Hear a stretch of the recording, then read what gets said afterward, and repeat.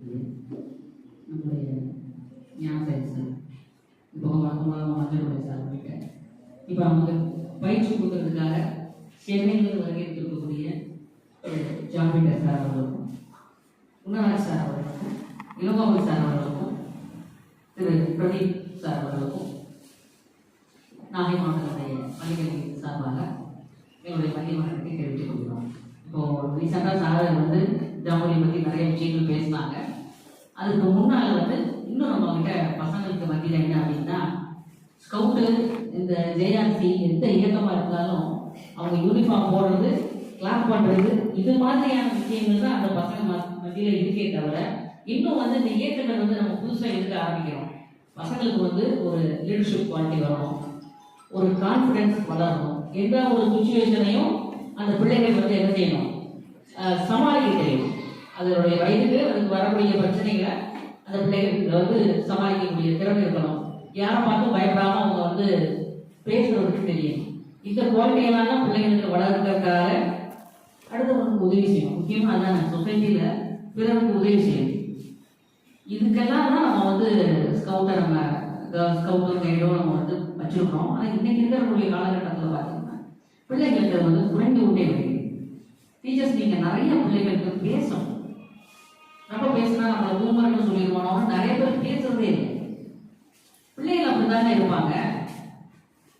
நாம சொன்னோம் அப்படின்னா எடுத்தோடனே அந்த பிள்ளைகள் கேட்கணுங்கிறது நம்மளுடைய எதிர்பார்ப்பு. அப்படி கிடையாது. பிள்ளைகளுக்கு எதையுமே நீங்க ஒரு சயின்டிபிக் ரீசனோட சொல்லுங்க. பிள்ளைகள் விஷயம் கேட்பாங்க. ஏன் அப்படின்னா நாம சொல்லும் போதே அந்த விஷயம் சரியா இல்லையான்னு நம்ம பார்க்க மாட்டோம். பெரியவங்க சொன்னா நம்ம ஜெனரேஷன் அப்படியே எழுதிட்டு போயிட்டு இருந்தோம். இந்த பிள்ளைகள் என்ன பண்ணுது, எதனாலும் ஏஐட்ட கேட்குது, கூகுள் பார்க்குது. இதெல்லாம் சொன்னோம்னா இதெல்லாம் சயின்டிபிக் ரீசன் இருக்கா, சும்மா சும்மா எல்லாரும் சொல்லாதீங்க அப்படின்னு பேசுறாங்க. இப்போ பிள்ளைகளுடைய அந்த வளர்ச்சிக்கு ஏற்றது போல நாமளும் என்ன செய்யணும், பிள்ளைகள் மத்தியில் பேசும் பொழுது அப்டேட் பண்ணிக்கிட்டு பிள்ளைகளுக்கு எதனால என்ன பிரச்சனை, என்ன பெண் பிள்ளைகளுக்கு போல குறிப்பா நீங்க நிறைய பேசணும். இப்ப சொசைட்டியில பாக்குறோம் நிறைய பேர் பாத்தீங்கன்னா இப்ப ரீசெண்டா நடந்தக்கூடிய விஷயங்கள் நான் திரும்ப இந்த சமயத்துல ஞாபகப்படுத்த விரும்பல, இருந்தா கூட அதுல ஒன்று ரெண்டு காரணத்தை பாத்தீங்கன்னா நிறைய பேர் இப்ப அந்த கொரோனா இறந்ததுக்கு அப்புறம் நிறைய என்ன சொல்றாங்க, தைரியம் இல்லாததான் சொல்றாங்க. இப்ப ரீசெண்டா நம்ம சாருடைய பையன் படிக்கக்கூடிய காலேஜில் கூட ஒரு சின்ன விஷயத்துக்காக ஒரு பையன் என்ன பண்ணிட்டான், ஹேங் பண்ணிட்டான். இது போன்ற நிகழ்வுகளை பார்க்கும்போது என்னடா அந்த இளைய சமுதாயம் எதை நோக்கி போயிட்டு இருக்கு. சின்ன விஷயத்தை கூட உங்களால அதை தாங்கிக்கிற முடியலன்னா அப்புறம் எப்படி? இந்த லைஃப்ல எவ்வளவோ விஷயங்கள் வரும், எத்தனையோ கஷ்டங்கள் வரும், எவ்வளவு போராட்டங்கள் வரும். அப்புறம் அதெல்லாம் பிள்ளைகளுக்கு தாங்கணும் இல்லைன்னா அப்ப எங்க நம்ம கிரவுண்ட் லெவல்ல நம்ம பிள்ளைகளுக்கு இந்த அளவுக்கு இன்சியேட் பண்ணோம், ஒரு மார்க் வாங்குறதுக்கு தானா? அப்போ அந்த பிள்ளைகளுக்கு இந்த மாதிரியான மாரல் வேல்யூஸ் யார் சொல்லி தருவா?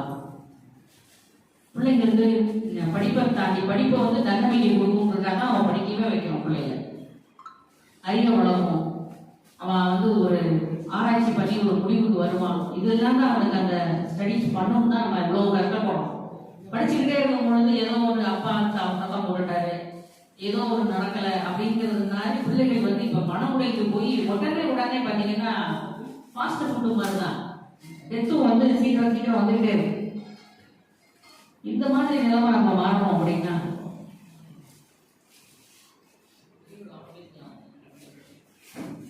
இந்த மாதிரி நிலைமை மாறலாம். தயவு செய்து நீங்க பசங்க கிட்ட பேசுங்க. அவங்க எப்படி சொல்லணுங்கிறத அவங்க கிட்ட கொஞ்சம் ஃப்ரெண்ட்லியா இறங்கி பேசுனீங்கன்னா அவனுடைய உங்களுக்கு நிறைய நீண்ட அனுபவம் இருக்கு, நல்ல எக்ஸ்பீரியன்ஸான டீச்சர்ஸ். பசங்கிட்ட கொஞ்சம் பேசினாலே அவனுடைய மைண்ட் செட் என்னங்கிறது உங்களுக்கு தெரிஞ்சிடும். அப்போ அந்த பிள்ளைகளுக்கு பிடித்தமான விஷயத்த சொல்லி அவங்களோட பேசி அதுக்கு பின்னால் நம்ம என்ன செய்யணும், அவனை நம்ம வரைக்கும் கொண்டு நம்ம சொல்ல வேண்டிய விஷயங்கள் அவனுக்கு சொல்லணும். எடுத்த எடுப்புல அந்த பிள்ளைகளை நம்ம கேட்கணும்னு நினைக்கிறதும் தப்பு. எடுத்த இடத்துல நம்ம இஷ்டத்துக்கு நம்ம வரணும்னு நினைக்கிறதும், நம்ம நிறைய பேசுறதுக்கு ரெடியா இல்லை. எதை கேட்டாலும் எனக்கு வேலை இருக்குன்னு சொல்லி நம்ம ஒதுக்கிக்கிறோம். நாமளே நிறைய என்ன செய்யறோம், மொபைலை பார்த்துக்கிட்டே இருக்கிற மாதிரி இருக்கு. அந்த நிகழ்வு தாண்டி நீங்க இளைய சமுதாயத்திட்ட நல்ல விஷயங்களை கொண்டு போக உங்களால மட்டும்தாங்க முடியும். நீங்க மட்டும்தான் இந்த வேலையை பார்க்க முடியும். நாங்கள் சொன்னாலும் நான் எங்க மோத பார்க்கறதுல ஓடிக்கிறோம். அதே போல வரக்கூடிய ஒவ்வொரு வருஷத்துலையும் நீங்க நல்ல பயிற்சிகள் எடுத்துக்கணும். இந்த பயிற்சி எடுக்கிறோம்ன்றதான் இதை ஏன் இந்த பயிற்சியை நம்ம இன்னைக்கு குறைக்க சொல்றோம் அப்படின்னா அடுத்தவங்க நீங்க கிரவுண்ட்ல சொல்லணும். அண்ட் தென் இப்போ அந்த ஜாம்பூரியை பார்க்கும் பொழுது ரொம்ப நாள் அங்கே இருக்க முடியாதா கூட குறைந்த அளவு நாட்கள் தான் நான் அங்கே ஜாம்பூரியில் இருந்தேன். அதை பார்த்தீங்கன்னா நம்ம பிள்ளைங்க வந்து நம்ம ஊர்லேயே நடக்குது, நமக்கு பக்கத்துலேயே திருச்சிராப்பள்ளியில் நம்ம இன்னும் சொல்ல போனால் அந்த இது மணப்பாறை பக்கத்தில் நமக்கு நடந்தது. அதை பார்க்கும் பொழுது எங்கேயோ இந்த ராஜஸ்தான் டீம் எல்லாம் பார்த்தீங்கன்னா ரொம்ப எக்ஸலண்டாக இருந்தது. அவங்க அந்த பிள்ளைங்க வர்றதும் அந்த டென்ட்டுக்கு முன்னால் அவங்களுடைய வடிவமைக்கிறதும் இந்த இயக்கம்னா வந்து வெறும் அந்த பிள்ளைங்களை வந்து முதலே சொன்ன மாதிரி சில பர்பஸுக்காக மட்டும் இல்லை, அவனுடைய உள்ளார்ந்த திறமையும் வளர்க்கணும், அவனுடைய இண்டிவிஜுவலாக அவன் வளர்த்துக்கணும் சார். அதுதான் முக்கியம். இங்கே வந்தான்னா அவனுக்கு வந்து எப்படி ஒரு மல்டி பர்பஸ் நம்ம சொல்றது மாதிரி அவன் வேற வேற திறமைகளை நிறைய வளர்த்துக்கிறதுக்கு இது வந்து ஒரு நல்ல பிளாட்ஃபார்மா இருக்கும். அந்த மாதிரி நம்ம பண்ணமா அப்படிங்கிற ஒரு கேள்விக்குறியெல்லாம் அங்கே பார்த்தப்ப இருந்தது. ஆனால் அத்தனை பிள்ளைகளும் பார்த்தீங்கன்னா கிட்டத்தட்ட 25,000 பிள்ளைகள் இருந்திருப்பாங்களா சார், கூடவே இருந்திருப்பாங்க. அத்தனை பிள்ளைகளுக்கும் மத்தியில் அந்த பிள்ளைகளுடைய ஸ்கவுட் மாஸ்டர்ஸ் இந்தியா முழுவதும் அந்த பிள்ளைகள் வந்திருந்தாங்க. அவங்களுக்கு சொல்லிக் கொடுத்த ஸ்கவுட் மாஸ்டர்ஸை நம்ம இந்த நேரம் கண்டிப்பாக பாராட்டியே ஆகும். ஏன்னா அவ்வளோ தூரம் டிசிப்ளின்டா இவ்வளோ கேதரிங் வச்சுக்கிட்டு எப்படி பண்ண போகிறோம், ஒரு 7 days எப்படி பண்ண போகிறோம், அந்த பிள்ளைங்களை வந்து எப்படி இது பண்ண போகிறாங்க, எப்படி வர போகிறாங்கன்றது நமக்கு ஒரு பெரிய ஆச்சரியமாக தான் இருந்தது. ஆனால் அந்த சூழ்நிலையிலையும் அந்த பிள்ளைகள் வந்து ரொம்ப அருமையான முறையில் அதுக்கு செஞ்சுட்டு போனாங்க. இங்கே இருக்கக்கூடிய நம்ம வந்திருக்கக்கூடிய நபர்கள் சென்னையிலேருந்து வந்திருக்கக்கூடிய முக்கியஸ்தர்கள் வந்திருக்கிறாங்க. அவங்களுக்கு மத்தியில் நான் வந்து சாரை வந்து ரொம்ப பாராட்டியே ஆகணும். காலையில் பார்த்தீங்கன்னா டியூட்டி எங்களுக்கு வந்து மாற்றுவாங்க. நைட்டெல்லாம் ஒரு சிஓ டியூட்டியில் இருப்பார். நாங்கள் காலையில் திரும்பி 6 மணிக்கு அங்கே 6 மணிக்கு 6:15 அங்கே ரிப்போர்ட் பண்ணோம். நாங்கள் போனால் தான் அவர் லீவ் ஆவார். அந்த கண்டிஷனில் பார்த்தோம் அப்படின்னா சார் வந்து சுத்தமாக வந்து எங்களுக்கு அந்த சானிடைசர் ஒர்க் கொடுத்துருந்தாங்க, வாட்டர் இதெல்லாம் கொடுத்துருந்தாங்க. பார்த்தீங்கன்னா சுற்றிக்கிட்டே இருப்பார் சார்.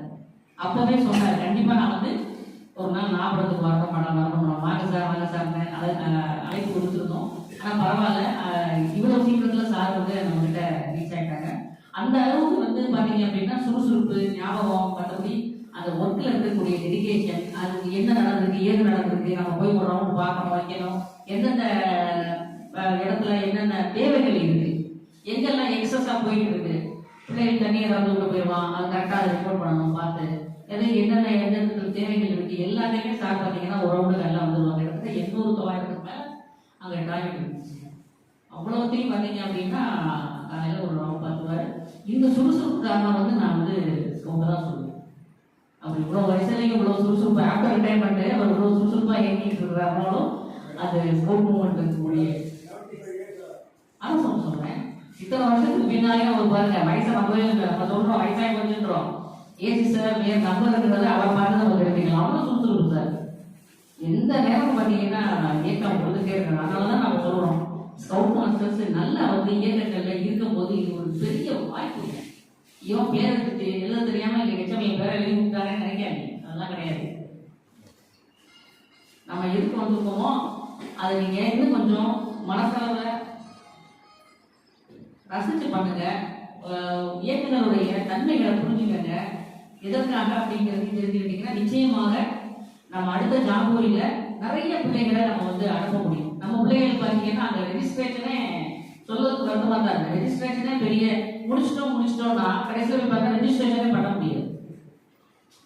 எல்லாமே இங்க முடிச்சிட்டோம், நீங்க அங்க போய் பார்த்தீங்கன்னா ஒண்ணுமே முடியல. ஏன்னா நம்ம மட்டும் கிடையாது, ஒரு இடத்துக்கு நம்ம முன்னால போறோம் அப்படின்னா நம்ம முன்னாலே பதிவு பண்ணிக்கணும். அப்பதான் அவங்க என்ன பண்ணுவாங்க, டென்ட்டை அந்த இடத்துல ஒதுக்கிடுவாங்க. 20,000 பேருக்கு மேல பிள்ளைகள் வரும் பொழுது அவங்களுக்கு சேஃப்டியான டென்ட்டை ஒதுக்கணும். அதுக்கு வந்து முன்னாலே நம்ம எல்லாம் ஏற்பாடு பண்ணாதான் அவங்களும் ஒர்க் பண்ண முடியும். அந்த பஸ் வந்து அது கரெக்டாக நாங்கள் கேம்புக்கு முன்னால் தான் இருந்தது.